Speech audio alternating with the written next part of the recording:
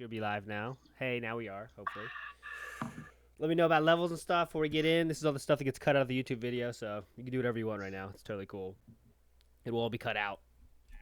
Let me make sure we get some peeps in here, and then we can start answering the cues from our experts here today. As you see, I've been surrounded by two experts. On my left with her beautiful, clear webcam. Noble, how you feeling? I'm feeling great, thanks. How are you? How long have you been a jet? We got to know. Tell us about that. Where you at? If you as much you want to share about you, let us know. Um, well, I'm a first year jet. I'll be entering my second year in a couple months. I'm placed in Osaka Prefecture, and I was just recently elected to the Osaka OA Jet Council. So if you're coming to Osaka, you'll definitely meet me. And I'll be planning events, things like that. So be sure to introduce yourself. Here's the question: is that something you like have to try Council. to get So announced if to, or you're you just coming like, to hey, we want you to do it? That kind of council thing. Well, they held elections. Oh, okay. So they made an announcement and they said anyone who would like to be on the council for the 2019-2020 jet year, just let us know. We'll put you on the ballot. Write a cute little, uh, what's it called? Splurge about why you think you should be on the council, and then people will vote. And I got elected. So Okay, cool. So, just not to go too long on this, but let's know what do you have to do for that? Like, what does it entail in terms of workload and stuff you're responsible for? Well, I am the PR. So I'm in charge of the Twitter, the Instagram, the Facebook. I make the events. I make sure people know about the events.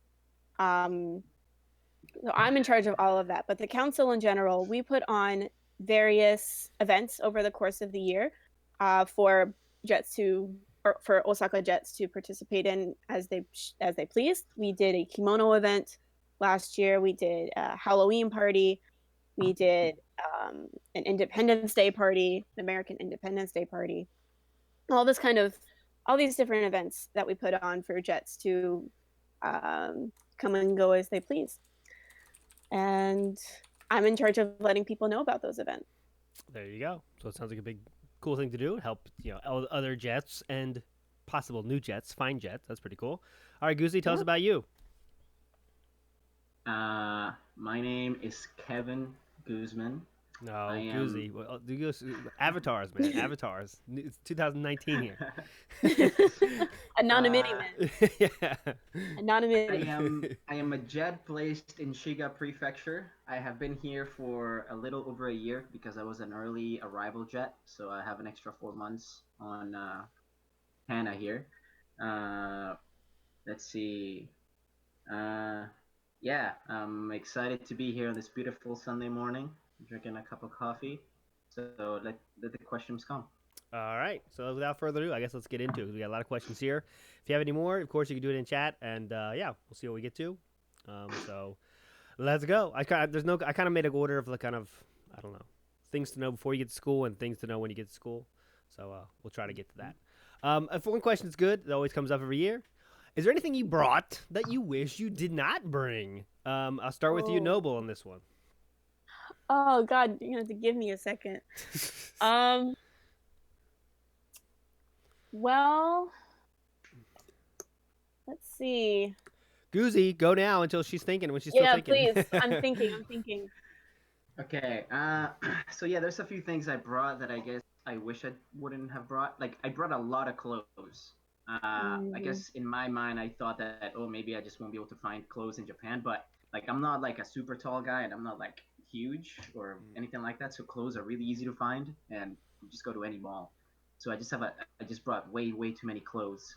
Yeah, Um, I'd say for me it so was that's they like I was like things to like just wear around the house. I was like, let me just bring my like favorite T-shirts, that stuff. yeah, You yeah, can buy yeah, that for like $1, Mm-hmm. So don't do that. yeah.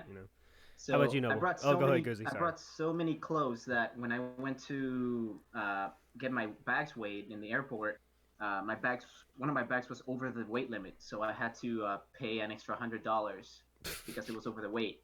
So if you're in that boat, like don't bring so many clothes. You're gonna be able to buy clothes here, and like it's it's probably better that you buy some new clothes also while you're in Japan. The other thing that I brought that I wish I wouldn't have brought was my high school yearbook. Now, it was really cool because I used it on my introduction presentation, and all my kids really loved it. But the thing is so big, it's so heavy, and I've only used it literally for 1 day of school. So it's just been sitting here in one of my bookshelves over there. Mm-hmm. So I guess if you do want to bring items for your introduction presentation, I guess it's okay, but maybe just realize that you're only going to be using that item for that 1 day, and then it's just going to be sitting in your apartment for the rest of your tenure and during JET. Mm-hmm. Noble, you think of anything? Yeah. Guzzie's story about the yearbook reminded me. I brought a lot of books. I'm a big reader, so I brought my favorite English books. Also because I didn't know until I got here whether I would be doing elementary, middle, or high school. So I thought, oh, I can bring a few books for my students to read. I did in my JET interview. I mentioned that I worked a lot with middle school students. So and when I was accepted, I thought that I would be put into a middle school, so my students' English levels would be higher. But no, I'm in elementary school, so I have all of these books that are like maybe advanced beginner level English that are sitting on my shelf because my students are barely learning I like. So Yeah. they're definitely taking up space, and I'm bringing them home when I head back to America over uh, break. I have a couple of heavy coats as well. I wish I hadn't brought because it didn't get as cold in Osaka as I thought it would. So I could have only done with maybe one or two, but I have a few in like a couple different colors. So I definitely don't need those. Let's see. That's good. That's a good list. Yeah, We got a lot of stuff pretty, there. Good stuff. Good yeah. stuff. We got a lot of questions to get to. Let's keep moving. How about what is something? What did you learn about? Did your predecessor, like in terms of communication with predecessor? How was that? Did you get a lot of stuff and information? Did you wish you got more information? How did you go about getting information? I'll start with you, Guzzie, this time. What do you mean this time? I started last time. Yeah, either the second time. Anyways, Go. so for me, it was a little bit different because I was early arrival, so everything's like super quick, right? Once I found out I was going to be coming to Japan in April, um, I only had like 1 month from March to get ready, so about like 3 to 4 weeks to get ready.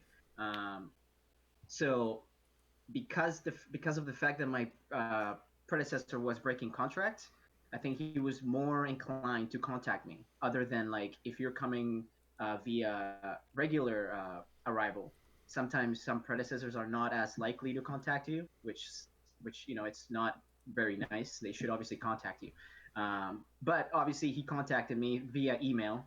Then we added each other on Facebook, and then I just had a list of questions that I sent him, which I have shared with everyone in the Discord, the ALT Discord, Yep.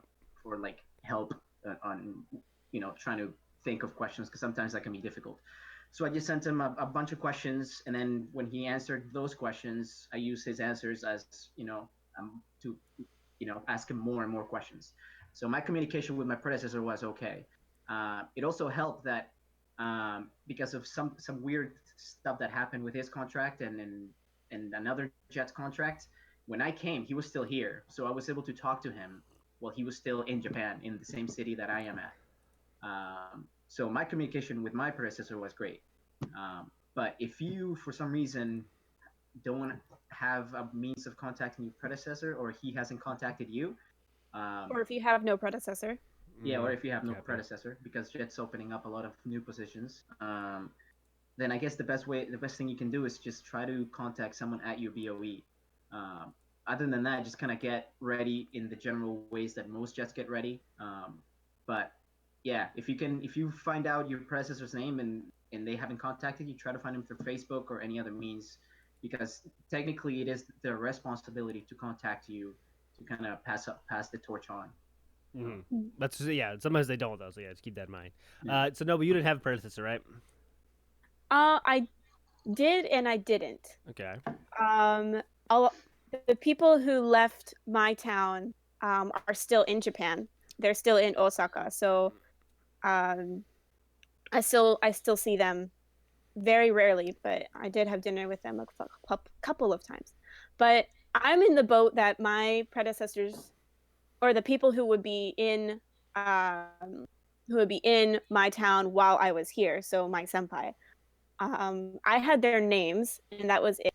And I was waiting and waiting and waiting and waiting for them to contact me, and they didn't. So I went on the Facebook page for Osaka Jets, and I Googled them or I searched them, Mm. and I found one. And I messaged her on Facebook, and I said, "So I don't know if you're like a current jet in this town or a new jet in this town, but I'm one of the incoming jets. So is it okay if I ask you some questions?" And she responded, and apparently, the BOE had told her that the new jets would contact them instead of them contacting us. Yeah. Classic. So it worked. It worked out eventually, but yeah, I messaged her. I added her to the incoming Kumotori Jet uh, Facebook chat group. She added another one of the current jets, and then we all just kind of exchanged information. I asked questions like cell phones, dress code for your schools, and like transportation, just general things to do in the town. And it was a great little chat group that we had going. We did a group Skype call one time. That was great.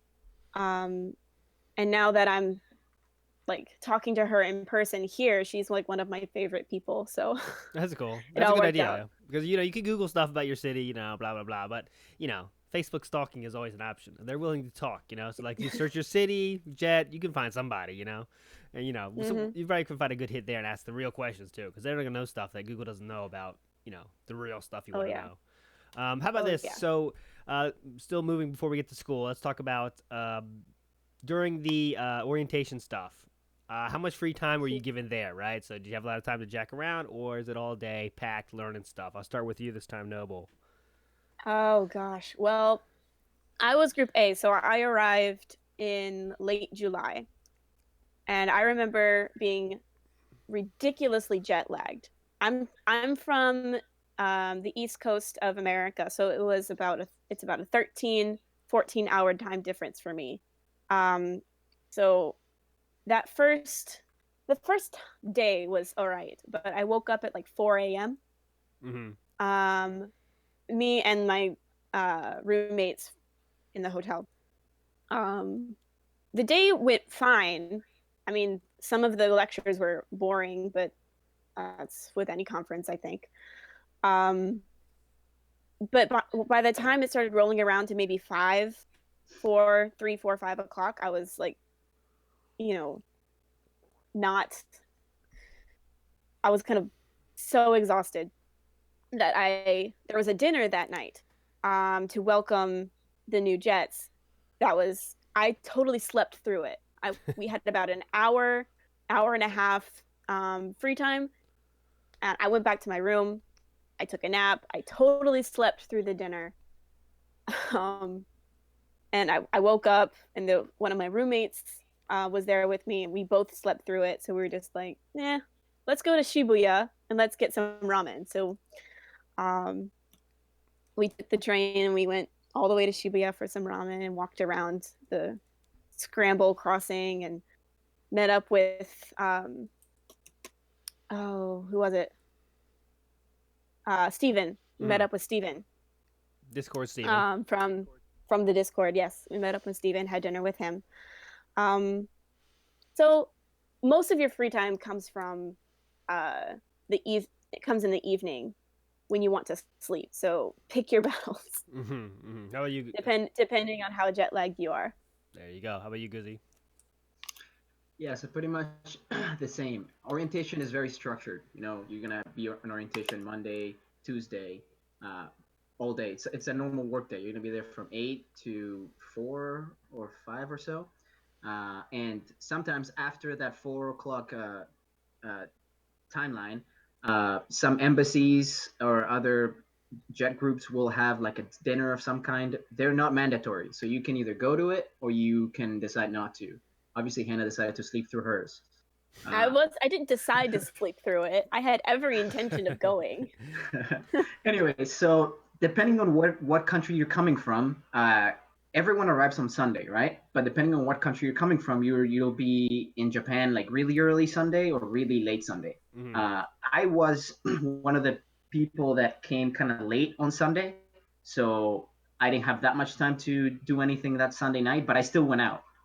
It was my first time in Japan, so I just wanted to. I don't care how tired I was, and I was really tired as well. I came from Massachusetts in America, so East Coast, so same flight time as Hannah, 14, 15, whatever.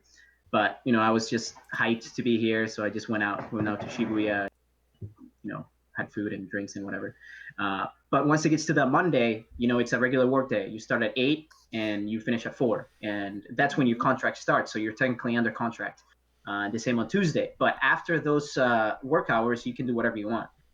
So during orientation times, you're kind of just stuck doing orientation things. After that, you can do whatever you want. My recommendation is, especially if it's your first time in Japan, to go out and do something. There were a lot of people that just kind of decided to stay in the hotel for whatever reason. I mean, you do what you want, but I recommend you go out, and I mean, you're gonna be tired, but just kind of go through it. It's a cool experience, and I'll never forget my first time here. So it was cool. I want to know. It shouldn't dwell on this, but just what's the people get accepted to jet. It's tough to get through. You got to have a real desire, go through all the work of the interview, making the application, all that crap takes a lot of time. So you think a lot of people are about serious about it. So what's the vibe there? I would think there's like not that many people looking to party, or is that wrong? Because once you get out in a new country, hey, let's live it up. What's kind of the vibe like? Is it 50-50 or what? It was a good 50-50 for me, I think. I'm not a real big party person, at least not until I got to Japan. So I was totally content to just walk around the city and window shop, take pictures, things like that. But there were definitely groups of people who were like, they would shout in the lobby, like, "Hey, a group of us is going clubbing. Who wants to go? Come with us." Kind of a we call those douchebags. Go ahead, Guzzie. Yeah. Yeah. Guzzie was yelling. Guzzie was the one yelling. Hey guys. That was me.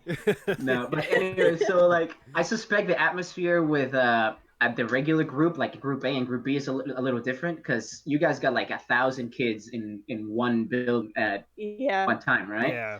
There were hundreds of us. Yeah. I was an early arrival, so we had like a maximum of 100, right? So It wasn't that many people, but there were still people interested in going out. And some people are not into that stuff. Some people are interested in going out and seeing the city or going clubbing or whatever. So it's just like any other thing. There's people that are more outgoing, more people that are more not so much into that kind of thing. I don't know. That's cool. Okay. Let's move to this question I got for email, so I want to answer this one for sure. She said 2 questions that are kind of, I already answered it, but she's really worried about it. So when you get to your place, your city, right? You go. Usually they take you to the BOE. You got to introduce yourself. Okay. Did you do that in English, Japanese? What did you say? They're really worried about that kind of first introduction thing. I guess I'll go to you first, Guzzie. How did you handle that kind of, hey, here's who you're working with, blah, blah, blah. You got to say something, right? Did you do Japanese, English? What'd you do? Okay, so I had pre-written Japanese thing, right? And it was super simple. You don't have to worry about it, but it does have to be in Japanese because when you go to the BOE, you are going to be introduced to the BOE staff, and they're all Japanese workers. So just write down super simple sentences in English, like, "Hello, my name is this. Please call me this. I am from America. I'm from England, whatever country you're from. I studied blah, blah, blah in college. I like whatever, and nice to meet you, yoroshiku onegai shimasu type thing." It doesn't have to be more than that. if your Japanese is more advanced, then obviously you don't have to worry about it. Like my Japanese is horrible, so that was my script. It was just super simple. They'll appreciate the fact that you said something. Hannah is like N2 level, maybe even higher, so No. she can probably say a lot more. But you don't have to freak out. Just literally just a few lines about yourself. It doesn't have to be super extensive, super complex. And that's it. But you will have to introduce yourself in Japanese. That is something you do Hmm. have to All right, no, but how about you? do. N2 level. Oh, go ahead, Guzzie. Sorry. Sorry, and you might have to do it more than once. Yeah, yeah. I Hmm. had to do it at my Kencho, which is like the Shiga Board of Education main office, and I had to do it to all those people, which they're like higher up in the rank ladder, and then I had to do it at my local BOE, and then beyond that, I had to do it at my school to all my teachers. Hmm. So you will have to do it a few times. Yeah, you get in Hmm. the groove though. You like I remember I had to do it. I'm not Jet, but other ALTs you have to do the same thing. It's like 10 times you do it to all the different people. So just get something down your head, and then just say it. And really, it matters, but it doesn't at the same time. As long as you Yeah, try. If you mess up, no one's gonna care at all. It's not like what the hell yeah, is yeah. this guy's problem? No one's gonna say that. So just be cool, and if you make a mistake, just laugh, and they'll laugh too. So it's cool. But no, but what'd you do? And since you have this high level N2, same as me N2 level. Um, well, the JLPT would decide I am not N2. Um, the So yes, I do have a higher Japanese level. I was a Japanese major in college. So of the new arriving jets, I had the highest level. So I had a lot of pressure, particularly in using Keigo, the honorific language. So I practiced a lot, like on the Shinkansen to Osaka. Um, so I arrived, and pretty much the first thing we did is we went to the Kyoikuinkai, where I met the superintendent, the board of education staff, um, and basically my boss. Yeah. Well, not my supervisor. She picked me up from the station, but all of these people who would be in charge, who are in charge of education in my town, and I did a personal introduction to the superintendent, um, and then like a more broad one to all of the to all the workers in the BOE. Um, I also met the mayor very briefly. He was on his way to a meeting, but I did say hello to him. I did introduce myself to him. And then a couple weeks later, I have two schools, so I had to do my introduction twice to these different schools because well, I had to do it in Japanese, of course, because a lot, especially in elementary school, not a lot of people speak English.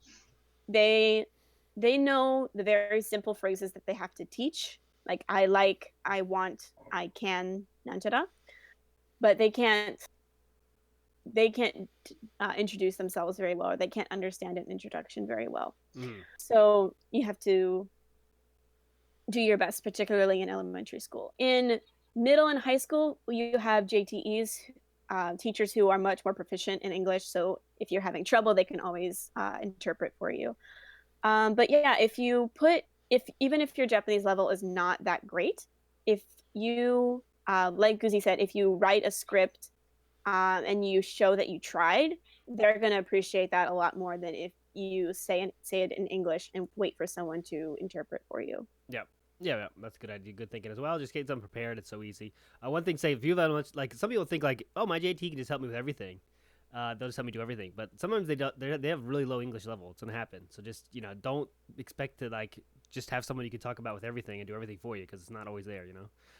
But usually they can help you with simple sentences for sure, especially junior high school. Elementary school teachers, though, as Noble knows, they're not even required to know English that much at all. It's like they have to know this sentence: "I like cats." If you go outside of that, it's out. It's like Yep, pretty much. so just get the higher the lower the level of teacher in the elementary school, high school, junior high school, the lower their skill is too. So keep that in mind. Yes. Okay. If your Japanese Go ahead. level is really low, though, you are more likely to be placed in a middle or high school. Yeah, so sure. don't worry too much. They keep that. They put that in. They keep that point in mind when they're placing you. So, yeah, it's probably why Noble you got sent there because Japanese major, she needs Japanese. Go there. They think about that. And two level Japanese. Yep, N2 level Japanese. Not according to the JLPT. Oh, failure then? It's a confirmed fail? Might as well. They don't have my strength is speaking, and I'm really bad at reading. So There you go. So, okay, next question. Moving on here. But how about this one? Let's kind of move into. We're getting to the school time now. We're moving closer to the school time. What do you expect? Okay, we already talked about that a little bit. When you first get there, you got introductions, blah blah blah. What did you do during your kind of time before you started teaching? Right? How did you feel that time? Because you don't really know what you're going to teach, so you can't prepare anything. What did you do during that time besides just be bored? Guzzie, I'll start with you. Okay, so this is another thing where my situation might differ because I was early arrival. That means that I came right as the school year started, right? Group A and Group B Jets will come during summer vacation, so they will have a time where they're just kind of going to school and no classes are going on. So I came and next day I was doing my introduction presentation, right? So because I knew that was going to happen, I had presentation that I was going to do. So that was my first lesson. So I think I remember the difficulty being how I was going to do this PowerPoint presentation. Mm-hmm. So this is going to be very different depending on what school you go to because of what resources they have. So you might be in a really, really low budget school that has no kind of smartboard or projector or anything of that sort. Yep. You might be in some schools where all you might have to do or you are able to do is just print things out like pictures. And you might be in a school where all you'll be able to do is just use the blackboard. So while you're maybe talking to your predecessor, like we touched on a little earlier, ask your predecessor what the school situation is like, if you can. If not, you're going to have to wing it. But hopefully they'll be able to tell you what the resources available are to you. Luckily, I knew that I was going to be using a smartboard, so I had my presentation in a USB. So that's what I did. Yeah. Yeah, smartboard. Spoiled, basically. Spoiled. Wait. So, anyways, that doesn't even matter anymore because now my school district decided to make USBs like super illegal, so we can't use USBs anymore. So it just makes everything so difficult. I know. But anyways, someone had a problem with the time, virus. USBs are bad now. It's so ridiculous. But yeah, go ahead. No, it's not. It's not the virus thing. It's more of a student privacy thing. Okay, like okay. They don't want you having like a student's name in your USB and somehow that getting. I don't know. Yeah, it's to me it's ridiculous, but that's what it is. But anyways, I had my presentation in a USB. I plugged it into the thing, and then I did my presentation. And that presentation can be all in English because that's for your students. Mm-hmm. And for your students, you will speak English. Yeah. So my first day or 3 days, all my lesson focus was on my introduction presentation. And it was like right on. Like I got to my school, I introduced myself, I got shown around a few classrooms, and then, hey, you going into class? Are you ready for your presentation? I was like, sure. Okay, so you didn't have a lot of downtime then. Right, no downtime at all. No, but what'd you do for those first few days or weeks?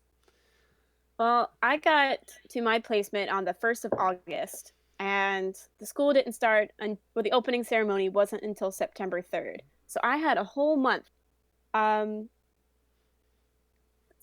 most of my time was spent exploring my town, getting to know my fellow Jets, the other 3 incoming Jets to my town.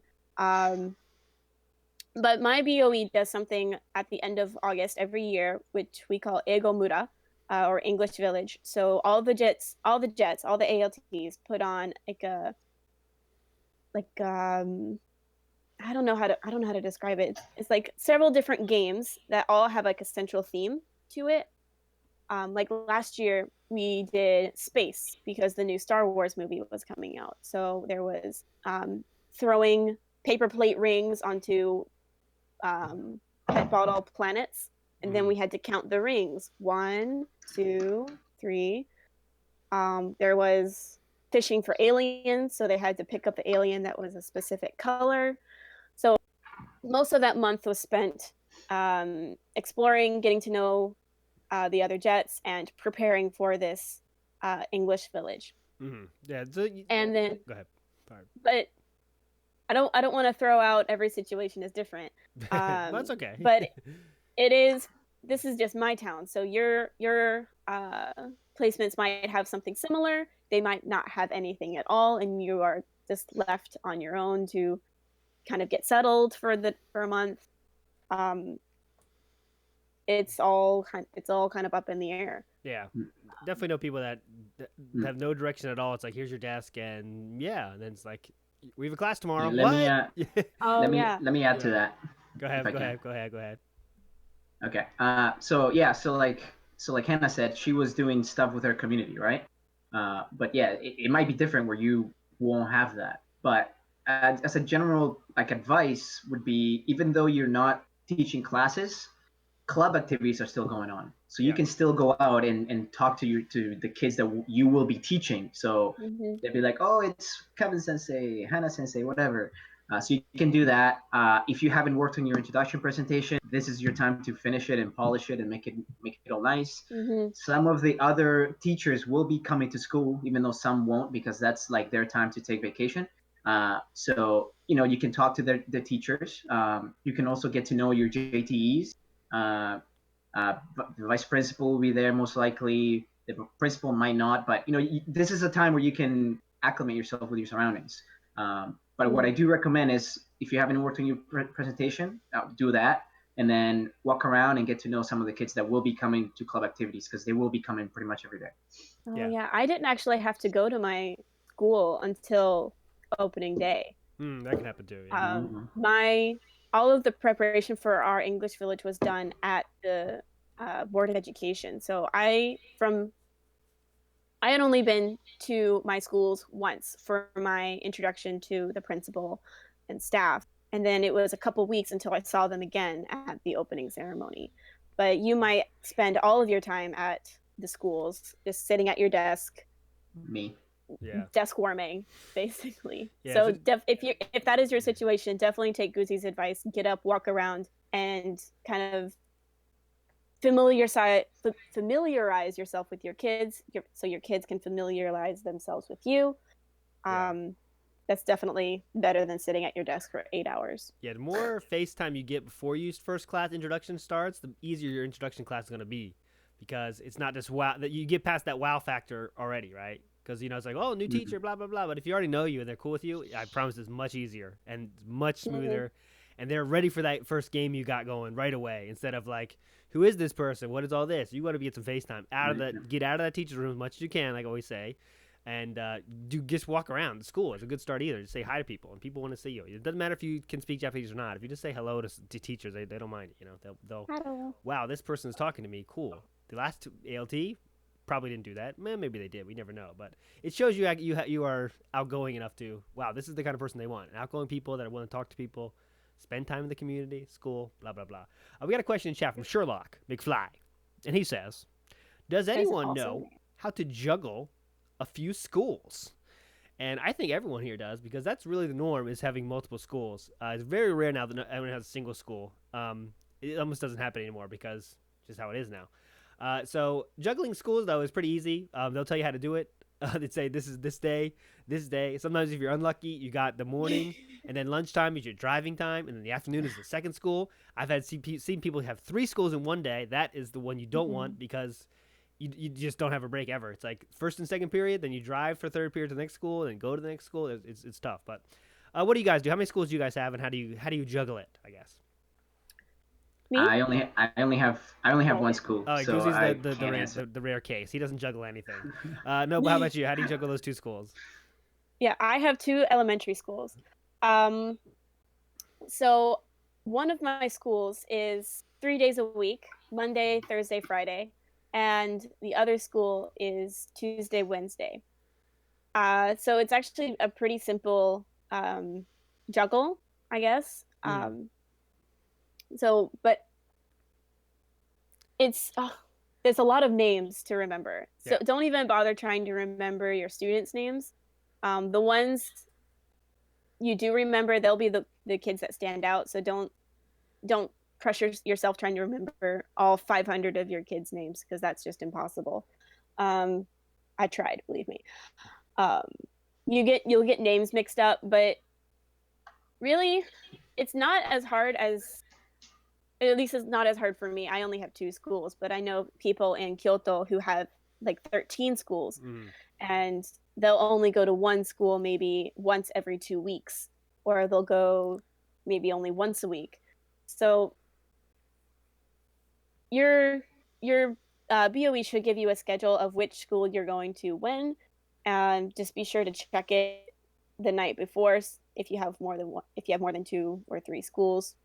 But eventually you settle into like a routine, and sometimes you don't like like when I first got to my placement, I would walk to one of my schools before I realized it was Thursday, and I actually had to take the bus to a different school.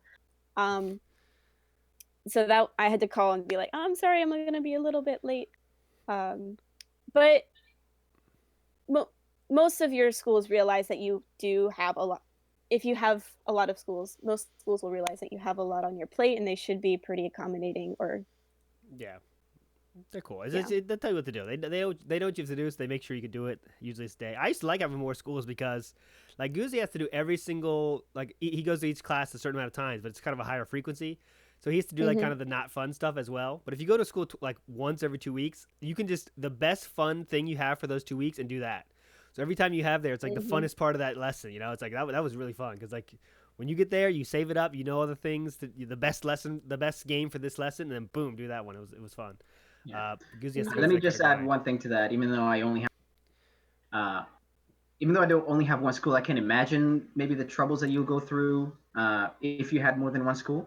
I guess the best thing would be to hopefully talk to your predecessor about it. Then he'll tell you how many schools, and then he can tell you like what buses he took, what kind of public transportation he took, or he or she took. If you have a car, then that's it's even better because you just drive to your schools, whatever. But if you have to rely on public transportation, like me, yeah, just use the first few weeks of summer because you'll have that period way open to just acclimate yourself to every route you're taking each day, and then just it's just going to be a matter of you getting familiar and used to your new working environment. Just be responsible, keep track of your schools, and and you just do it. And that's what I the did. best advice I can give. Yeah, that's what I did during that first month when I had a bunch of free time. I took the bus to and from my 3-day-a-week school a couple of times just so I knew which bus to take, which stop to get off at, things like that. And then to the other school, which I used to bike there, but then it got like super hot and I got really sweaty and gross, so I just started walking. I found like 3 different ways to get to the school over the course of the month, and then now I take the shortest, most direct route. So really take those take that open time before school actually starts to figure out which route works best, what schedule works best, especially if you have more than one school in one day. Figure out the timing. Take that free time to figure out the timing of multiple schools. Yeah, it gives you something. It's a good thing to do too. Get out of the BOE if you have to be stuck there. Say, hey, can I just practice the bus route? Give you something to do. Two notes there about the biking in the middle of summer. You're not ready for it. All you people out there listening, you're not ready for it. You're not. No, you you're think not. you are, but you're not. And I remember my longest school drive was 45 minutes a bike. And it was just I had to bring 2 pairs of clothes every day. The bike clothes, which would just be wet when I got to school. Go into change clothes into my work clothes, then come home and have a new second pair of clothes to drive home. Then get home and just those would be wet, and then just take a shower when I get home. You're not ready for it. You're not ready for it, guys. Next thing about names, I want to say what I used to do, and I think it's just you should always do this if you care about calling people's names. Like you cannot. I think it's fine. Like if you I have so many students, I just can't remember. Hey, it's gonna happen. But if you ask the teacher to give you the seating chart with the names on it, you could never forget, right? And just look down and got it. Look down, got it. And you still won't remember them, but at least you can always say everyone's name. And I think some kids really like to hear, wow, he called my name. It means something to some people. Well, Yeah, my students have name tags. Okay, there you go. My Perfect. students have name tags with their too. English names. I remember the students who stick out, like the ones who raise their hand a lot, the ones who really do their best, or the troublemakers. Yeah, those are the ones you remember. Yeah, like if you're like me, I'm horrible with names, and then you just throw Japanese names in the mix. It's horrible. Yeah, But I do exactly that. I do have for every class I have a seating chart, yeah.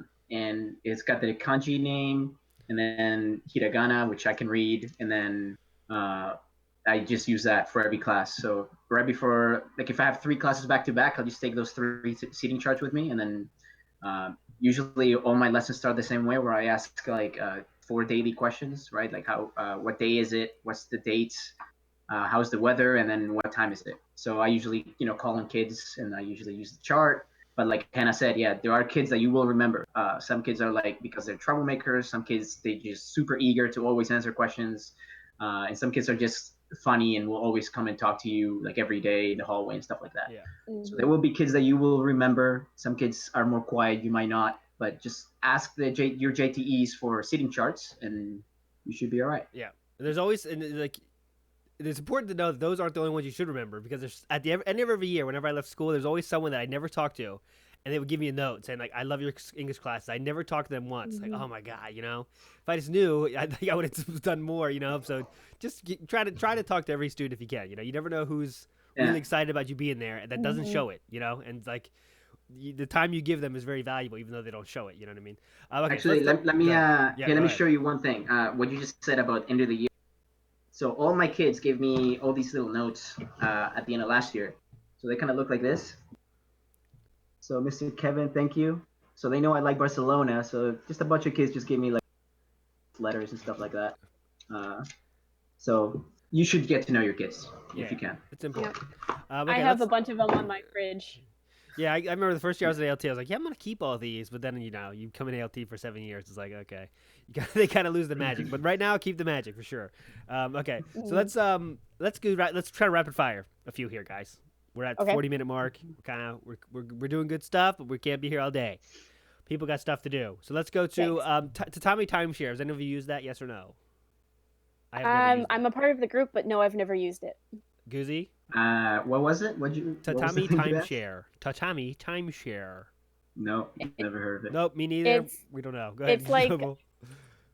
it's like Airbnb for jets. Okay, so yeah, Ah, we okay. don't have enough expertise to help you on that one. How about this? What kind of activities do you do when you have to do something with no preparation? Right, teacher says, "Hey, can you do something in 5 minutes?" That happens. Oh God. So That's Noble, my what specialty. What do you do for that? Then I'll go to Guzzie. Then I'll add mine. Noble, you first. I fall back on old favorite. Yeah. Um, so I'm not really a big fan of games like the keyword game or the pointing game. Oh yeah, this is But the annoying. bomb game is actually really fun. I really enjoy the bomb game. Um, Quick so synopsis of the bomb just game. Yeah, can you give us what it's you about? have you have a bunch of pictures on the board, and then you have everyone close their eyes and you draw a bomb under one of them. Um, so and then they open their eyes. They don't know where the bomb is, and then they get into their lunch groups, and then each group has to decide which card they want to like um, flip up. It's kind of like Minecraft. Yeah. So they go like classroom. If you're going over whatever vocabulary you're going over, and then you like really increase the tension. You peek behind the card or whatever, and then you pull it down. And if there's the bomb, then that group explodes, and then everyone else wins, and they lose. Yeah. So you That don't want that to one's choose it, always right? really You fun don't want to choose the card with the bomb. Yeah. Right. with the bomb under it. That one's always fun. Pictionary is always fun. Just old favorites that you remember playing in your elementary school or your middle school when you had a bunch of free time. If you can put an English practice spin on it, the kids are gonna love it. Yeah. And Nobles, that's good for elementary school because she's elementary school, so you cannot do it much. You have to be single word stuff here, guys. Elementary school, Yeah. simplify. For my elementary school suggestion though is like if you've already been past the writing to ABCs, which you do like halfway through the year or something. I did Mhm. like writing like race. So the kids are in lines Yep. of groups. So you have the first kid give them a piece of chalk. Say all the kids have a piece of chalk in the first row, and you go 3, 2, 1, go. They write up A, then they run back to the second person in the group and give them the chalk. Then that person gets up and writes B, and you do it all the way through Yep. to Z. And whoever all That's a sitting fun down game. after write that, and you got it. That takes like 10 minutes. You could do a few rounds of it, and I've even done it. Let's do it backwards, and then you find That's these ways fun. to extend games a few more minutes magically when you go. All right, Guzzie, your turn for a little bit older perspective. How do you do? What do you do? Okay, so I do something like that. I call it relay race, but because I'm junior high school, I do more advanced, where it's like the first student writes one word, and the second student will use either the first word of the first letter or the last letter of that word to continue make another word, and then just go back and forth, back and forth, back and forth, and then I do like a time limit, and I count down like 10, 5, 10, 9, 8, blah blah blah blah blah, 3, 2, 1, and the team with most words, correct words, gets a point. So I Okay. do that Mhm. one. I do a thing called hot potato, where I give um, each like bunch of desks, because my classroom starts up like 2 rows, then a little space, 2 rows, a little space, and 2 rows. Mhm. I gave each cluster of seats a ball, and then I just tell them to pass it around, pass it around, pass it around. And I'm like saying pass, pass, pass, pass, pass around, and let's go like 5, 4, 3, 2, 1, stop. And then the 3 students with the balls, I'll have them do something like come up to the board with me and do jumping jacks. I'll have each other ask each other questions. I have them do like silly things, all in English, obviously. Um, One that's always really really simple to do, and it's a really good way to practice whatever vocabulary they're practicing, is hangman. Mhm. But I don't call it hangman, I call it yokai, just because of sensitive. Hangman can be considered a sensitive word, Yeah, some and what I people. do is the last thing, I make it look something like this. Potato camera here in full effect. I think it looks like Anyways, it's Shrek. just, yeah, it's like a Shrek looking thing, and instead of like they hang the dude, hanging himself or whatever, or getting hanged. So I do that. Let's see. Obviously, the very easy one is the only me game, where like all the students stand up. If they answer a question, they can sit down, or they can select a row or a column to sit down with them. Um, and Yeah, yeah, that's a yeah, very Yoko's like easy the one game that all too. the students know. Yeah, yeah, yeah. I do another one with all my classes where I split them into the lunch groups, and I have them count to 20. So like one student goes one, the next one 2, 3, 4, 5, 6, 7, 8, 9, 10, all the way to 20 or 30, and then backwards. And then I have them do like multiples of three, so 1, 3, 6, Mhm. 9, 12, all the way That up to one's like fun. 30 and backwards, just stuff like that. And Yep. then once you build your repertoire of games, then whenever they ask you, "Oh, Kevin Sensei or whatever Sensei, I need a game for 15 minutes," then you just have like, "Oh, I'm gonna do this one," and then you go Yep. and you just do it. Yep. The more you do it, the easier it'll get and stuff. Oh, so I Yeah, for shouldn't. I sure. can't Then, not say then bowling the more either. familiar the kids get, the more familiar the kids get with it. And sometimes the kids will come up to me and they'll be like, "We want to play the zombie game," or "We want to Yeah. play this game. We want to play that game." So Mm-hmm. like you play it enough and the kids get really familiar with it, and they, especially competitive games, kids love competitive games. You Yep. give them points, you give them stickers, you give them prizes, they will love it. Yep. Elementary school, there was Yeah. never a class where I did not do some kind of point system for everything. So like, what day Mhm. is it today? Raise your hand. All right, that's 1 point for your row. Just always do that. The older you get, the Mhm. kind of less it matters. I still get some classes that like it and some schools that like it, but once you get older, it's kind of like whatever. I don't care. Okay, Mhm. let's go rapid fire again. Extremely rapid fire. Let's go. I'll guess for one. So some people aren't placed near Tokyo, right? So they still want to go to Tokyo, right? What's one thing they should see in Tokyo that you recommend that they should check out while they have that little short term amount of time in orientation? Guzzie, I'll go with you first. One thing, please. Keep it short. Okay. Sunday night, Shibuya. Monday night, Harajuku. Tuesday night, Akihabara. Okay, Noble. I'm a big fan of the Tokyo Skytree. You can go up to the top floor and you can see the whole of Tokyo. And if you're lucky, you might see Mount Fuji in the distance. Okay, perfect. Sounds good to me. How about this? This is gonna be a tough one to make short, but when you go to your first school, when you first get to your school, how do you make a good impression? I'll just Guzzie only for this one. I'll skip you only this one. How do you make a good first impression? Go 1 minute. Okay. First of all, have your introduction ready, right?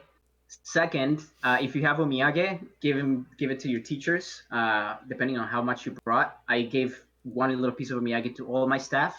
I gave a little bigger piece to my JTEs, and an even bigger one to my Kyoto sensei and my Kocho sensei, vice principal and principal. And beyond that, if you're like me and you have classes right away, make sure you show up a little early and use that time where you arrive early to talk to your JTEs about what the classes are going to be like. And I do that every day. So just start doing that from day one, and they'll appreciate it. Yeah, and obviously he's left out the obvious stuff like wearing the correct clothes, appropriate clothes, all that kind of stuff, being on yeah. time. You know, that stuff that goes without saying. That's yeah. Don't be That's stupid. Japan pretty is very business. People get fired all the time for that crap. So okay. Next, how about this? I'll ask only Noble for this one. How much time are you given to make the plans for your class? And you think it's enough? It's too much? Too little? What do you think?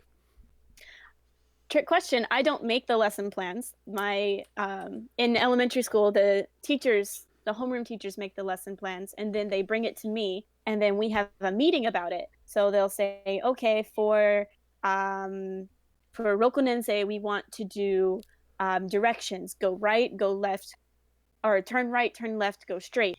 So we're going to do this, this, and this, and then we're going to do the textbook, and then this, this, this. What do you think?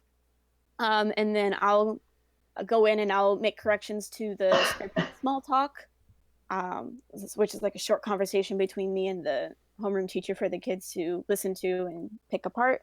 I'll make a suggestion for a game that we could do instead of textbook let's listen stuff that will get the kids up and moving, and just generally make suggestions, corrections, or sometimes the teachers will come to me and they'll ask, we have no idea what to do for this lesson. Do you have anything?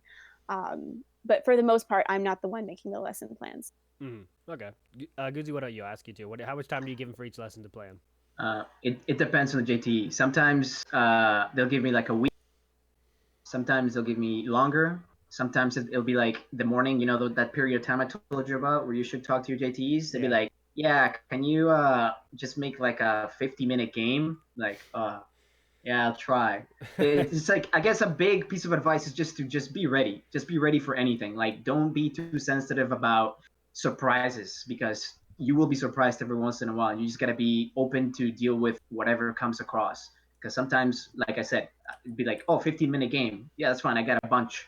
30-minute game. Okay, I can probably change this one to be a little longer. Sometimes, a whole class where it's gonna be a game. I'm like, oh crap, now I gotta do something. But just be ready. Like that's the biggest advice. Just be ready for anything. Yep. Okay, let's do a quick one here.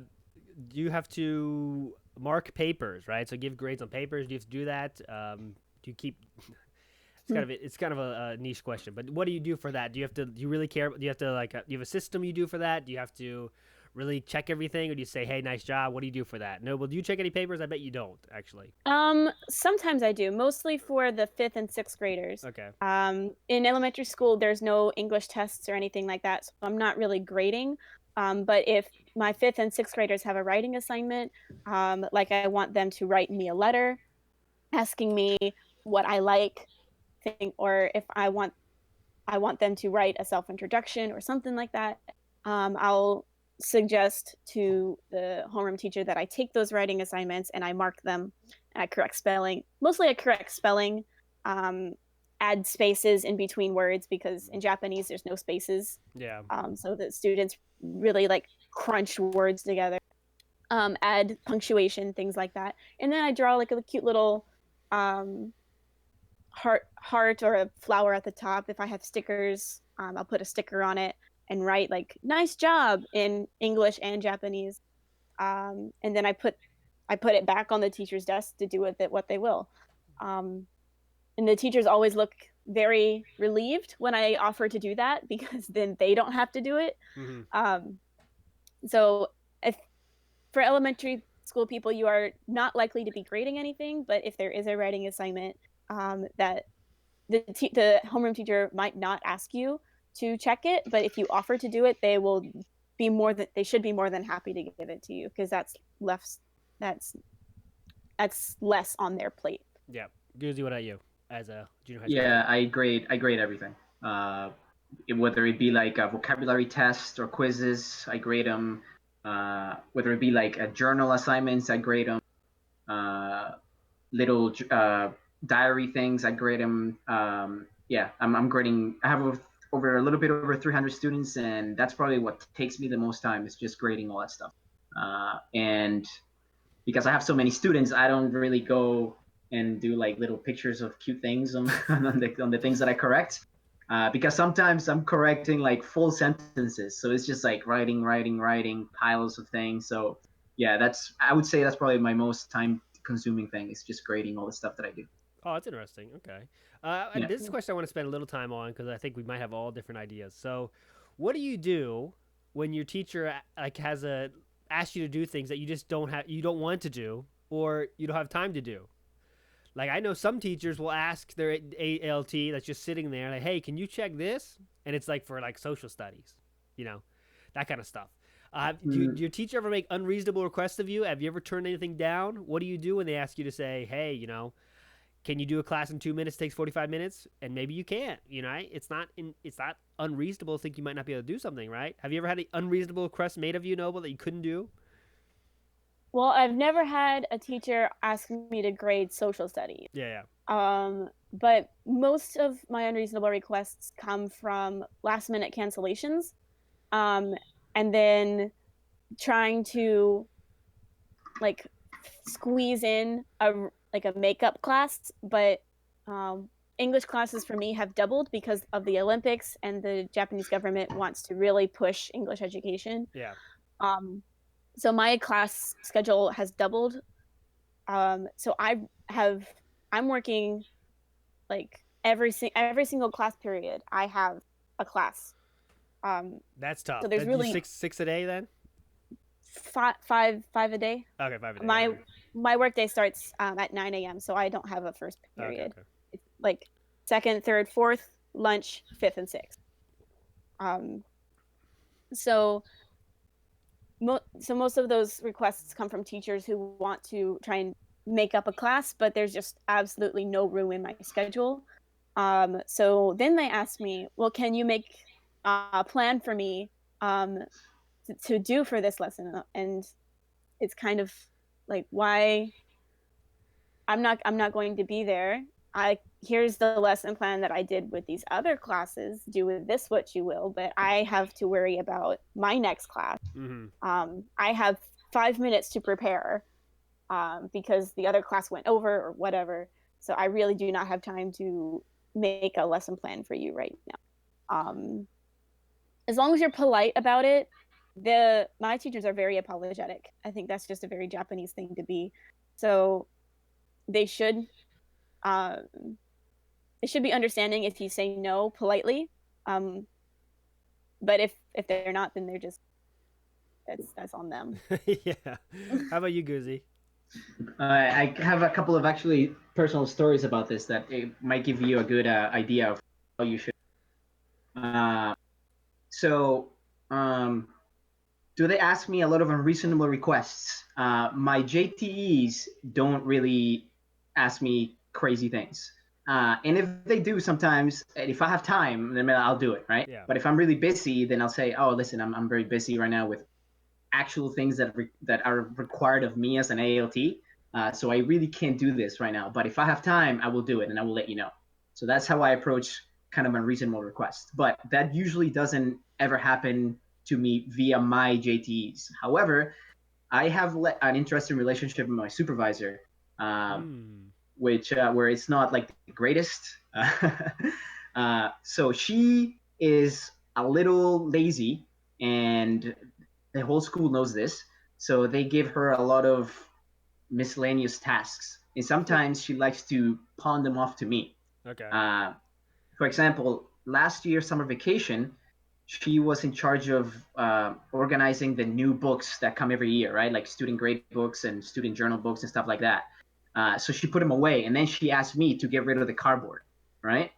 And I knew for a fact that she had done that, and she just didn't want to get rid of the cardboard. And I had a lot of stuff to get ready for class, and I legit had to say to her, I don't think I'm gonna be able to do that because I have a lot of work to do for the other JTEs that is class related. And to be honest with you, this has nothing to do with my contract. So I did say that, so I didn't do the cardboard thing. So you can decide to stand up for yourself, or if you want to not cause any conflict between you and anyone, you can go ahead and do that, right? Yeah.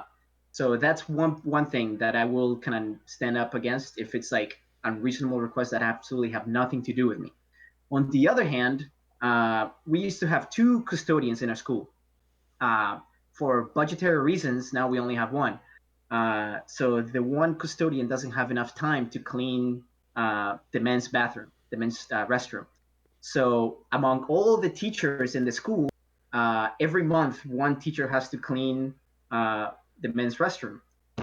So they asked me if I would be okay with doing that, and I saw that all the male teachers were doing it. So I saw it as me being included with the regular staff type thing. Yeah, that's cool.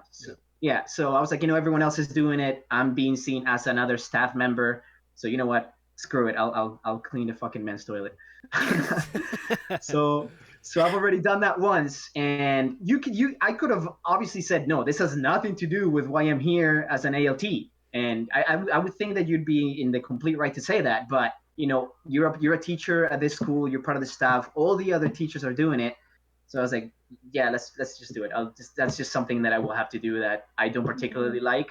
Yeah. But I don't want to disturb the harmony of the process here. So that was something that I will do, right? So just pick your battles, and just try not to do things that will upset you and make you miserable. Yeah, that's the right call too, to do that. But anyway, I think really if they ask anything to do with English, you should do it, right? Like if it's, hey, can you grade these 450 English assignments? Then yeah, you do that, right? It just sucks, but you got to do it, right? It's your job, right? Once you get into the outside of the English world, right? That's when you got to start thinking about, if you don't want to do something, you don't have to do it if it's not doing with your job, right? So like, yeah, you got to be very careful about. Sometimes you could set expectations that you aren't in control of, like that you can take you out of control, right? So if you go to a club every day, right? I go to soccer every day. You got to be very careful about going to the same club every day, because once you do that, sometimes they get in their mind like, oh, he wants to be a coach. Okay, well, can you come to the game on Saturday? And you might think, hey, okay, that's a good idea. I want to go to the game. And then it might be like, okay, well, then you don't come to on Monday. You don't go to the practice. Oh, why don't you to practice? And then it comes to like, oh, you did something wrong because you didn't come to practice because you're a coach now, right? So you have to be very careful about how much you want to do as much as you can, but kind of vary it so it's not like, okay, James only does this and he does it every single time, because then you'll be expected to do something you can't do, and stuff like that. You just go ahead, yeah. Sorry. One of my elementary schools has a club at the last Monday of every month, and in April, at the beginning of the school year, it was the first week of club, so all of the students were meeting for the very first. All the students were like gathering in their new clubs for the first time, and I went to manga club a couple of times in the last semester, but I didn't know what clubs were going on, so I had a really busy day that day, so I was just taking time to myself for sixth period to just relax a little bit. And the Kyoto sensei, the vice principal, comes up to me and he goes, "Why are you not at English club?" I said, "What?" He said, "There's an English club. Why are you not at English club right now?" And I'm like, I didn't know there was an English club. Yeah. The teachers had two of my favorite teachers actually had made an English club that they neglected to tell me about. So I went, and my name was on the list of teachers in charge for this club that I had no idea existed. So I didn't really have a say in being a part of my school's English club, but it's only once a month, so that's perfectly fine. Yeah, that's cool. Last week we watched How to Train Your Dragon, and these are elementary school kids, so we couldn't really do much. And of course I had the subtitles on, but I told them, if you hear a word or phrase that you know, write it down. Yeah. But they love the movie. So it's like, I'm technically in charge of this club, but I'm glad that I am. Yeah, that's cool. Yeah, just in short, if it's English, you do it. If it's not English, use best judgment, and you can say no. Don't be afraid to say no about things that aren't English. Okay, let me just say two more things about that. Go ahead. So, read your contract, right? Because in some contracts, you will help with English club, right? Yeah. Like, for example, my contract, I have nothing to do with any English club, but I do have to help with speech contest practice, which sometimes takes place after school. Yeah. So when that happens, I got to do it. And I got to help with ACAN practice, like high school entrance exams type of stuff, which happens after school. And if a student comes up to me and is like, "Oh, Kevin Sensei, can you please help me practice for a high school exam or whatever?" Then, there's no way I'm going to say no to a student that came up to me and asked me for help, individual help. So I'll do that. But beyond that, just be aware of what you are being asked of in your contract. And then after that, just use you know, if you have time, if you want to help, if you don't, and then do what you can if you can help out. Yep. And you get to feel for your schools and stuff too. How they're asking too matters a lot too, right? Because I remember some people were like, "Hey James, can you check this English paragraph I wrote for something else?" I was like, "Oh sure." But the one guy's like, "Put it on my desk like by 4 o'clock." I was like, "I'm not doing this." There's no way I'm doing this if you just expect me to do it. But anyways, let's move on. We don't have time for that.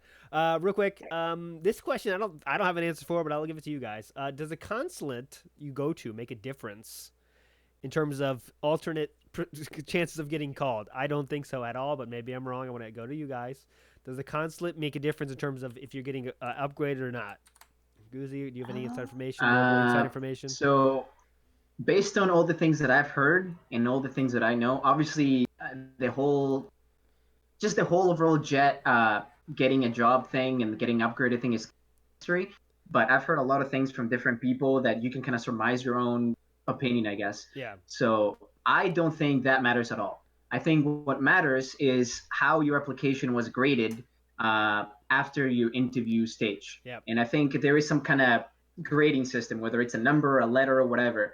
You are placed among us in a certain order. And then once your applications are in Tokyo, they will look at that depending on like your personal situation. So for example, if a school needs a jet that maybe is American, because some schools will prefer different nationalities for whatever reason. Maybe they'll prefer a different gender, like male or female, and maybe they'll prefer whether or not you are able to drive or not. They will prioritize things in that fashion. But I don't think they'll be like, oh, this dude is from the LA consulate. Let's grab him. Oh, this guy's from the Boston consulate. Yeah. Let's grab him or her. I don't think that matters at all. It just kind of makes sense for that to be the way of doing things. It makes no sense for them to just grab people from different consulates for whatever reason. Yeah, and it has been confirmed. So I would say no. There is rankings. Like when I talk to Jet, the people who do interviews, Jet, there is rankings. So when you get out of that interview, they do have a number on you that if we need somebody, this person's at the top of the list. Now, now that could be though, like you said, they want someone from Boston. Then you're not the person at the top's not from Boston, so they keep going down until they get someone from Boston. So it doesn't matter really. Yeah. I know it's tough not to worry about it and think about this stuff, but if you're an alternate, you just gotta wait. You know what I mean? There's nothing. You gotta wait. More knowledge doesn't make you get called earlier, right? So just if you get the email, you do. If you don't, you don't. Okay, let's get to the last 5 here. Last 5 questions here that we're gonna burn through here. Let's go. Ready? So Nilba, I'm gonna throw it to you. Okay. Hit me. In terms of your placement in day-to-day life, I guess I should ask the size of your city. You in the countryside or you city? What kind of size of city are you at? Well, if you ask my teachers, they will tell you it's pretty rural, pretty inaka. If you ask me, I would say it's pretty suburban. Okay. I'm about a 30-minute train ride from Osaka City, which to an American is not that far at all. But my town is about 35,000 people. If you look at it on a map, it's pretty small. But to me, it's like it's a pretty much perfect size for me. I'm not a big fan of. I mean, I like the big city, but I don't like living in the big city. The train ride is actually pretty relaxing to Osaka. So to me, it's perfectly fine. If you get placed, but there are places that are a lot more inaka than mine. In that case, you just gotta take what you're given and find the best things to do. Get involved in the community. Getting involved in the community is a lot. I know one of the other Jets in my town joined a Taekwondo gym. Another one goes to church nearby, and she invites us to cooking, like to dinner with her fellow church people all the time. So it's like and then I have the council, so I go to the city a lot. So find a group, even if it's all Japanese people. Find a group if you're in the Super Inaka, and they will welcome you with open arms because you're foreign, so you're amazing to them, kind of. You're awesome. You're like a ethereal being to them, especially if you're in the very, very Inaka. Yeah. So okay, so put yourself out there. make the best of it. The smaller place you are, the more you have to get out there and do stuff, right? Because in cities, kind of easier sometimes. But okay, let's get Guzzie. No chance for that one. You lost a chance for that one. Studying Japanese, right? What do you do? I shouldn't ask Guzzie because he's not the right person to ask. Noble, what do you do? How do you study Japanese, right?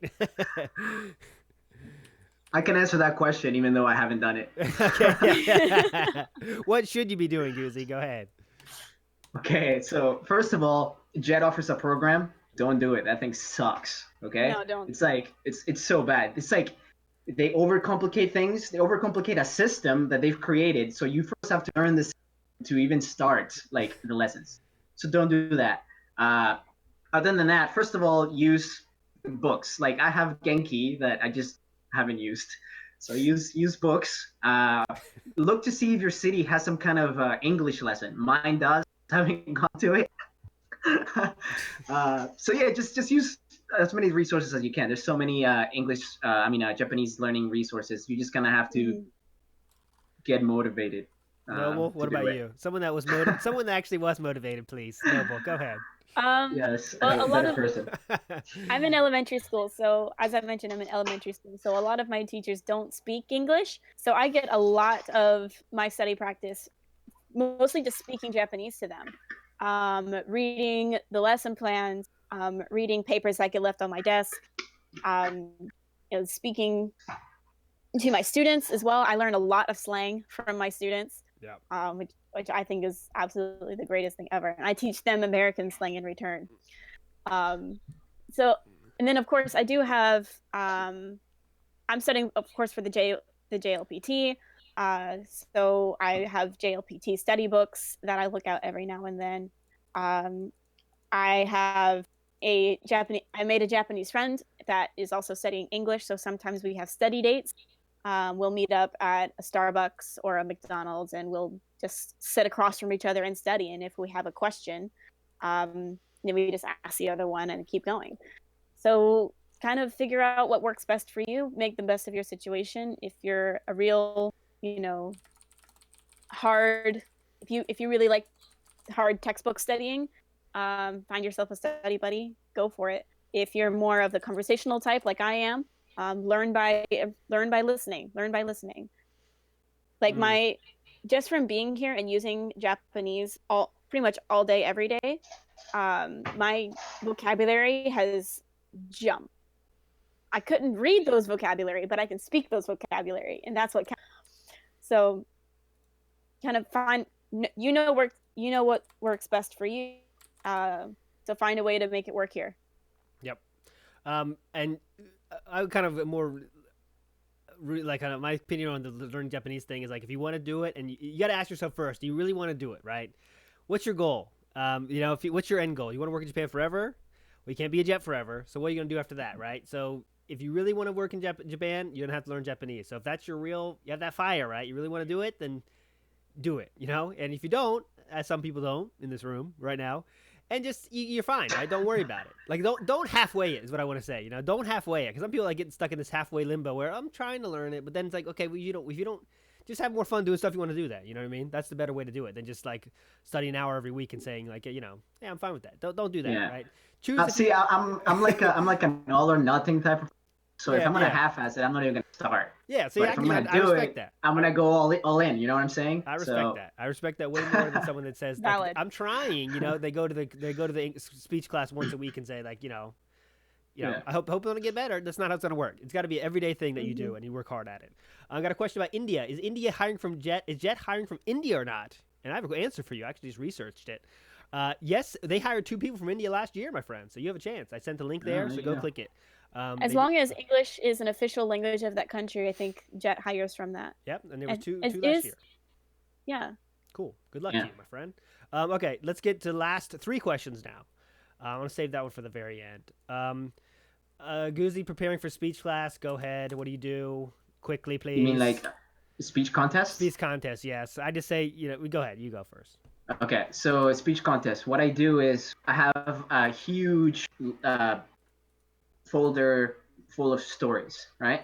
So if this is going to be your first time doing speech contest, you'll probably be asked to find a bunch of stories.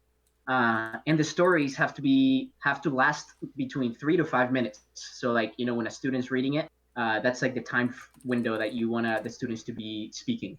They can be, like little kid stories. They can be speeches about environment, uh, politics, if you want to get into that field.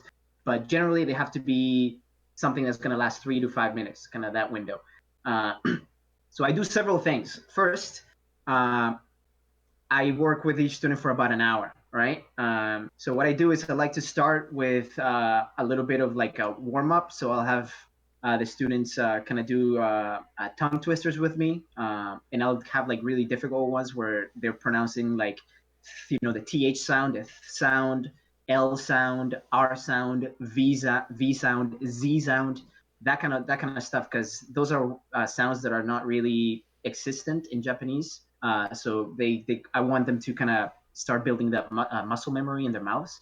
Um, and then what I do is we just practice the story. We go paragraph by paragraph. I kind of highlight the areas where they're struggling with, and then we'll work on those every single day. The third thing I do is I actually read the story myself, and I record myself reading it in the way that I would like the student to read, and I give the file to my students. So I want them to listen to the voice recording, and I want them to read and practice kind of reading it the way I read it, because it's one thing to say a speech like a robot, and then there's another way of doing it where you're kind of like, emphasizing things, using gestures and all that stuff, and I think that scores a lot of points with judges.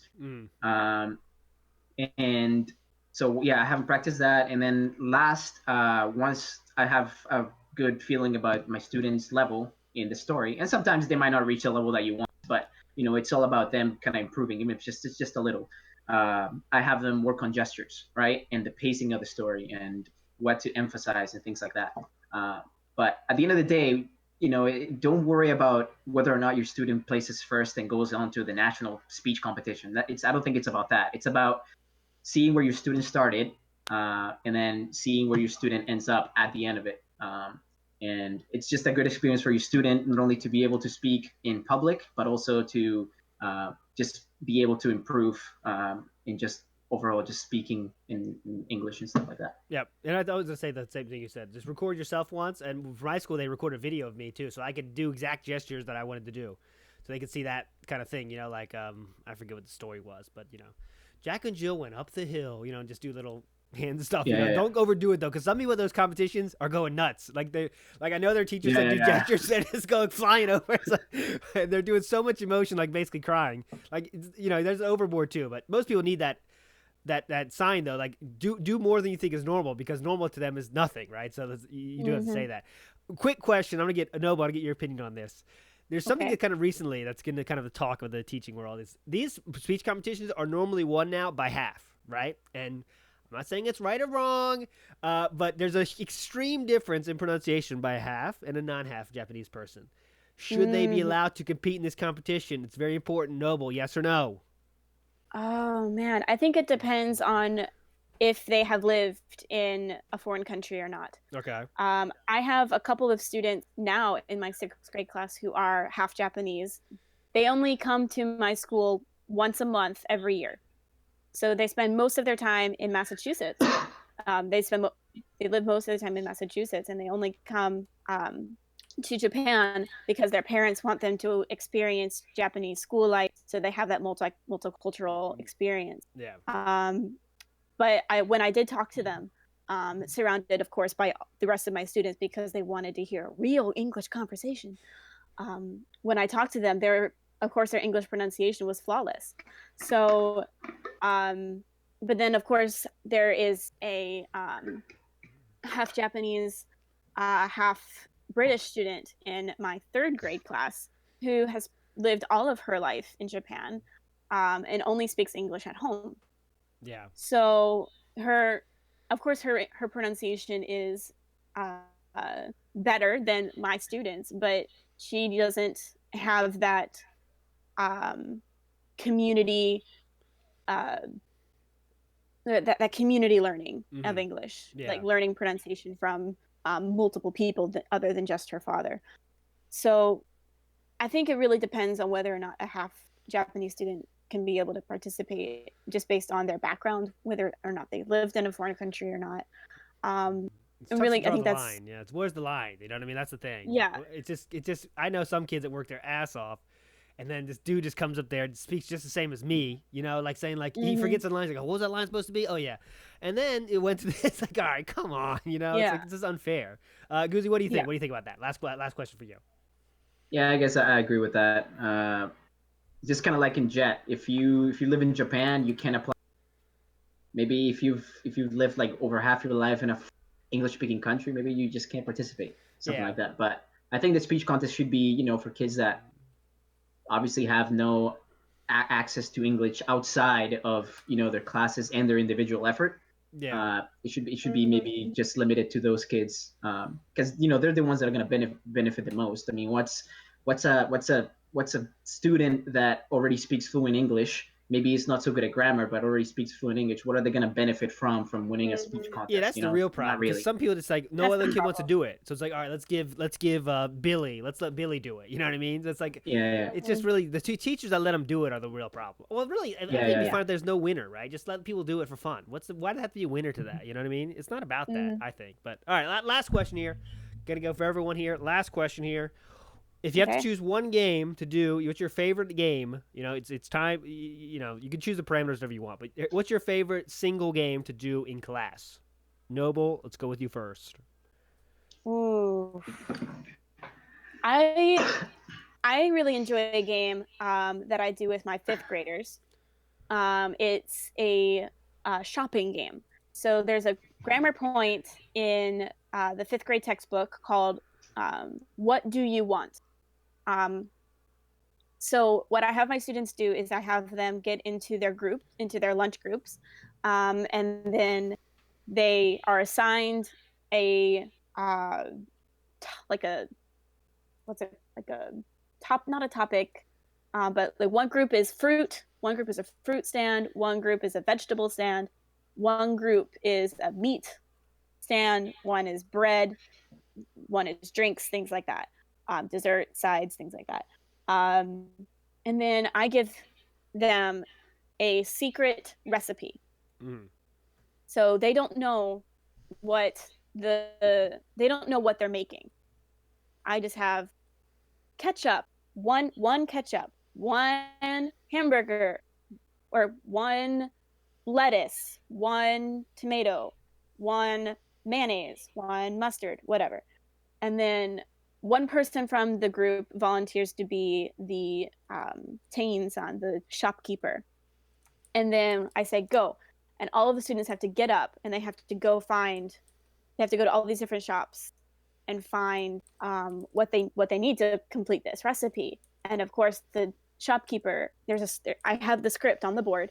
The shopkeeper says, "What do you want?" And the customer has to say, "I'd like ketchup." Then the shopkeeper says, "How many?" The customer says, "One, please. Here you go. Thank you." And then they have to keep going and find the rest of their ingredients. And then when they collect all the ingredients, they have to come back to their groups and they have to figure out what food am I making. Um, so they read out what they have. We have one ketchup, one hamburger, one lettuce, one tomato, blah blah blah blah blah. Then what is it? It's a hamburger. Yay, that's right. Congratulations. Good job. Um, that that game that game takes like a good day of planning, Mm-hmm. um, and maybe 30 minutes of execution, but the kids really enjoy it. Um, sometimes I give them like super wacky foods, like um, oh god, what did I give them? I gave them a hot dog parfait. I had like a parfait with a hot dog in it. It's kind of like all this crazy. It's really funny watching them trying to figure out why do I have a sausage and ice cream? This makes no sense. That's cool. So yeah, Cool, cool. that's a good one for my fifth graders. There you go. Guzzie, one game, please. So this game is actually a mixture of one of the games that you junior high school survival kit thing. Okay, go ahead. But I changed it. I made it way better. Oh God, you can't improve the best. Yeah. Okay. So if you haven't, if you check out ALTInsider's website, he's got like this like game package. Shout out, plug. You're welcome. Anyways, in one of those games is called Trash Ball, right? Yeah. So Fantastic. so basically, what you do is you set up the room with one basket, right? One trash basket. But what I do, I like to use two, just to have the kids walk less around the room. So I put two baskets in the room. Then second thing I do is I split my class into their groups, right? So there's 16. Third thing I do is I give each team like a minute. And that in itself can be fun. So then what I do is all of my students, while they're first years in junior high school, they get cards of the alphabet. So A, B, C, D, E, F, G, blah, blah, blah. So I thought to make it super simple would be to have my own little alphabet deck, right? Just shuffle it behind my back, pull out a letter, right? So with that letter, students are to come up, each team is supposed to come up with one word that begins with that letter. The longer the letter, the more points they get, right? So say I come up with the letter L. One team is love, that's 4 points. The other team is another longer word than that, so that's 6 points. Right, so basically, anyway, so yeah, the more letters, the more points. Each letter is 1 point, and it's all dictated by the letter I pull, right? So once a team one comes up with a word, they show it up in scrap pieces of paper, which I've already put in each little cluster of teams. They pull it up, and then one student from each team will crumble that piece of paper, throw it into the basket. If they get it in, that's 5 points. If they miss, no extra points. And if students throw the paper around the room, that's minus 25 points. Yeah, gotta have that. Well, gotta have it. Yeah, gotta have that. Gotta have that. And I've had a couple of kids throw it. I'm like, hey, you team, whatever, minus 25. Teams are like, yeah, they react. And the teams get super high. All the kids get super hyped when they're like getting ready to like throw the ball into the basket. And then I'm like super excited when they score or when they come up with a really good word. And you just do that with each team. Just make sure that every single student in each team gets a chance to throw. Yeah, it's a really awesome game. It gets them to think. Make sure they close their book so that they're not cheating by looking at. Every book has like a dictionary type thing on the back, so they're not looking at the L section. Oh, this one is an L and it has 10 letters. Yeah, that's 10 points. No, they gotta think about it as a team. So that's the cool one, and I made it way better than what James already had. Way better. Yeah. More complicated, sounds like to me. I wish my elementary students had a big enough vocabulary. Yeah. Had a big enough vocabulary list for that. That sounds really fun. Like I would say mine obviously is the greatest game of all time, bowling, which is, to say quickly, it's for elementary school kids. You can do it from 1st grade to 6th grade. 3 groups. You have a lot of flashcards, right? So you have one kid from each group stand up, hold up a flashcard. The first kid to say it, no raising hands, just scream it. If it's hamburger, they say hamburger. Their team gets 1 cup. Okay. You keep going along until every team has at least 3 cups. Once a team has 3 cups, they can make a choice. You want 1 more cup, or do you want to throw the ball or do bowling? Excuse me. If they choose bowling, they can bowl, but you don't bowl to hit the cups your team has accumulated. You bowl to hit the teams the cups the other teams have accumulated, right? So it's the game ends when the game ends. Whoever has the most cups is the one that wins, right? So it's a constantly building up your own cups while you're trying to knock down the cups of other teams that they've built up. So obviously every time someone bowls, it's a really crazy explosion of excitement, and you're basically just screwing the other teams, and people love screwing other people, and it gets kids active. It's the best game of all time. Try it if you have never tried it. That will be the game they only recommend for the rest of the year because that's the best game. The EL version. Is this available in the junior high school? No, not junior high school. But please, I make most of my content free, of course. ALTInsider bowling, and you'll see that. I think. Let me make sure. Is there like a diagram of how to set up the classroom? There's every single thing you need. This is the game I've done. I've tried to done this game literally 1,000 times. Not joking. I'll try next time. There you go. I'll try next time, and then I'll make it better. There you go, guys. But there you go. Okay, guys, we're adequate. We have a lot more. There's some more questions left, but we got to finish. Hour and a half. So good luck, everybody. Don't sweat it. If you have more questions, of course, ALTInsider Discord will be there, and you can ask them. Please follow these guys on their Twitter, Instagram, all that stuff. They gave your time for you. Please follow them. And yeah, good luck. Hope to see you on the Discord if not there already. But you know, I'm sure most of you are now if you're watching this. But final words, Noble, go ahead. Well, welcome to JET. It's gonna be a crazy year, but this experience is probably one of the best of my life, and I was only planning on doing 1 year, but now I'm gonna be here for 2. So, And she's not gonna really stop at 2, guys. It's not gonna stop at 2. I thought the same thing. Oh, yes. It probably won't stop at 2, no. There you go, guys. So, yeah, if you're coming to Osaka, you'll most likely see me at almost every single council event. So say hey. There you go, guys. Guzzie, final words. Congratulations on making it to Jet. The first couple of weeks before leaving your country and arriving, hectic. Cool. Just take it one thing at a time. I'd say probably the best thing of advice to give you would be to just be flexible with things, because sometimes you will be asked things that are a little unreasonable, and that's cool. But just you can choose to be offended by things or choose to not be offended by things.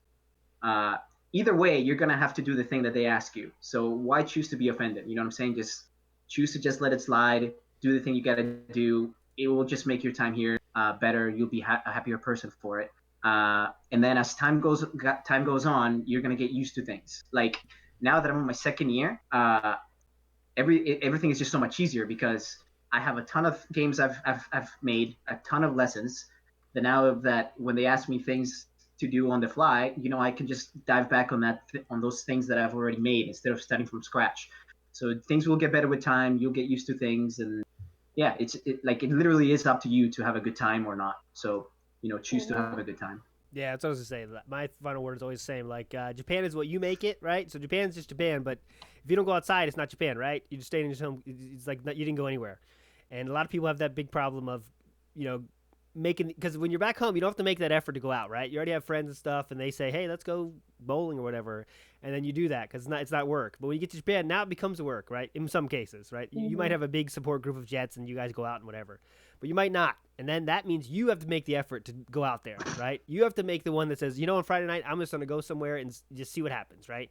You might not have anyone to go with, but you still got to do it, right? Because that's how you're going to remember your time in Japan, right? Is what you do outside of your apartment. And of course, you got to work hard in school, and you're going to remember a lot of stuff from school too. But really, what you're going to remember is the times you make and experience outside in Japan, And so you have limited time there too. And don't just wait for it to happen and wait till next year, because then you'll be here 10 years and say, I didn't do anything, but I've been in Japan 10 years. What happened? That happens, right? So, but that's it. That's kind of a downer. But go ahead, Noble. I thought of one more thing. Sorry. There's a Jet in my town who he put Japan on a pedestal. He knew Japan as, the country that has a bunch of technology, the country that has very good environmental practices, has superior recycling and all of these other great things about Japan. And he got here and he experienced some serious culture shock when it came to being a foreigner living here. Mm-hmm. He talks about how people give him dirty looks, people telling or assuming that he doesn't know any Japanese, which he doesn't, but he's still kind of he's doing his best. And he's slowly learning more about the true Japan, the Japan that the government doesn't like to really advertise all that much. So my advice would be do your research about Japan before coming, so you're not overwhelmed by how different it is to your imagination. There's definitely parts of Japan that as a foreigner coming from a foreign country and a foreign culture that are a little kind of what the heck? Why is it this way? like students clean their schools, but they don't use any they don't use any bleach, they don't use any sanitizing products. It's just water. Mm-hmm. And the teachers wonder why all of their students catch the flu. So it's kind of like all of these little things that you think are obvious that Japan does not think are obvious. There are these little moments that all kind of add up, and sometimes it can cause really harsh culture shock. So my advice is just kind of like I said, just do your research. Try not to put Japan on a pedestal, and come with an open mind. Come with an open mind and an open heart, and try not to be offended by every little thing. Best way to end it right there, guys. Noble, Guzzie, thanks for your time. Thanks for watching, everybody, here on YouTube. Good luck.